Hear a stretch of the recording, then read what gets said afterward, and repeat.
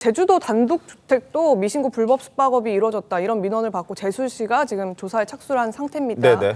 이 문다혜 씨가 이 집을 구입하고 한 달 이후에 SNS에 펜션 개업 홍보를 올린 정황 이 부분도 지금 포착이 돼서 논란이에요. 맞습니다. 이 오픈 소식과 함께 SNS 계정 소개란에 공유 숙박 업체 링크도 같이 걸어놨단 말이죠. 네, 양계 그렇습니다. 변호사님. 지금 사진까지 이렇게 나와 있더라고요. 네. 굉장히 앞에서 보는 풍경이 굉장히 예쁘던데. 네, 예쁘더라고요. 네, 데크에서 본 그 집, 그 비양도 네. 협재해수욕장 모습이라고 그래서 굉장히 힐링하기 좋은 곳이다. 그리고 이게 SNS에다 저렇게 바라본 오션뷰 제주 독채 펜션 8월 8일 오픈합니다라고 저렇게 광고글을 올려놨고요. 또 얼마 지나니까는 또 숙박 후기도 실제로 올라왔더라고요. 근데 저것도 신고가 안 된 거 아니냐. 공유 숙박업을 하면서 에어비앤비에만 등록하고 신고 안 된 거 아니냐. 이제 그런 의혹이 있는 부분이고 사실 저 집 같은 경우에는 저는 구매 가격에 굉장히 조금 문제가 있다고 생각해요. 구매 가격이. 이게 지금 공시지가 3억 8천에 송기인 신부로부터 매입이 됐는데 이게 공시지가입니다. 그러니까 싸게 샀다는 거잖아요. 엄청 싸게 샀죠. 제가 사실 이제 저도 이제 방송이나 유튜브 준비하면서 네.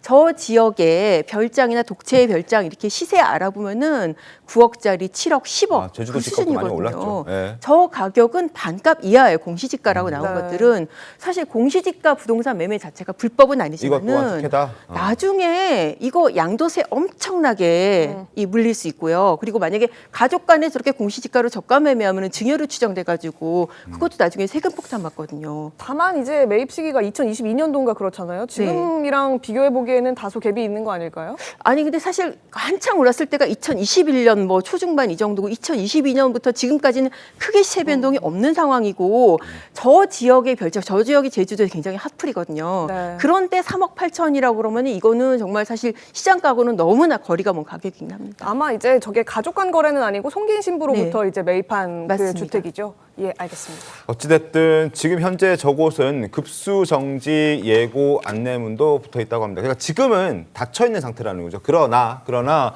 인근 주민들의 목소리를 들어보면 가끔 왔다, 종종 만났다는 걸 확인할 수 있습니다. 자, 가끔 집 앞에 차가 세워져 있었고 밤에 불이 켜져 있을 때도 있었다. 아침엔 그곳에 손님처럼 보이는 사람들이 차를 마시러 왔었다라는 목소리도 저희가 현장에서 들을 수 있었습니다. 그리고 어제 국정감사에서도 이 문다희 씨 이야기가 시끌시끌했다고 합니다. 그 모습 보겠습니다. 어떤 건축물이 주택으로 지어져 있어요. 관광 숙박업은 불가능하고 농어촌 민박 역시 요건에 맞지 않습니다. 그리고 제주에서 임대업을 포함해 숙박 관련 사업자 등록 신고 사실이 일체 없다. 아무런 허가가 없이 이런 숙박업을 하고 있는 게 이게 합법입니까? 불법입니까? 아무런 허가 조치가 없다면 네. 위법일 수 있습니다. 이런 현행 법규를 위반해 가면서 불법 행위를 하는 경우에는 제주도에서는 어떤 조치를 취하실 수 있습니까? 수사 의뢰를 할 수 있습니다. 검사의 지휘하에 자치경찰단에서 수사를 하도록 되어 있습니다. 제주시에서는 이미 이제 네네. 자치경찰단으로 수사 일을 했기 때문에 이미 하셨어요. 성역 없이 엄격한 중립 철저한 수사 이런 거는 당연히 보장돼야 되겠는 거. 관련 법률에 의해서 진행될 거라고 생각합니다.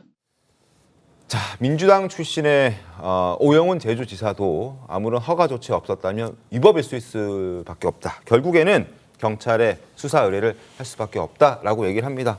장윤 변호사님 어떻습니까? 네, 일단 수사받을 사안이 있다면 수사를 받아야 되겠죠. 일단 허가를 득하지 않은 거는 뭐 사실로 확인되고 굳어지는 분위기입니다. 그렇다면 오영은 그 지사가 이야기를 한 대로 사실상 그 제주의 자치경찰단이 검찰 지휘하에 수사를 하도록 되어 있으니까 그 절차에 따라야 될 겁니다. 법과 상식에서 대한민국 국민 누구도 예외일 수는 없으니까요. 이 한때 영예이긴 했지만 그 부분이 오히려 이제 비판의 또 하나의 또 축이기 때문에 그 부분은 전부 좀 새겨야 되지 않을까 싶습니다. 이 어제 지금 국감도 그렇지만 기재위 국감에서도 문다혜 씨 탈세 의혹까지 불거졌습니다. 지금 솔전 변호사님 말씀 주셨었는데 네. 이 주택 구입 자금에 대해서도 좀 조사가 필요하다고 보십니까? 그럼요. 아까 그 양경 기자님께서 말씀해 주셨듯이 구입에 있어서의 어떤 증여 부분이 있다든지 네. 그다음에 지금 자금 출처 부분이 확인이 돼야지만 이 부분 명확하게 아마 밝혀질 것이라고 보이고요. 뭐 탈세 부분이라든지 이런 부분도 명확하게 좀 조사가 되어서 털고 갔으면 좋겠다는 생각합니다. 네. 자, 부동산 문제 참 민감한 이슈이기도 합니다. 그리고 문재인 정권 때 부동산 정책만 30번이 넘게 나왔고 2주택 금지 뭐 여러 가지 얘기들이 많았던 터라서 지금 문다혜 씨의 이슈가 더욱더 뜨겁게 달아오르고 있는 것 같습니다. 계속해서 저희가 팔로우 해보겠습니다.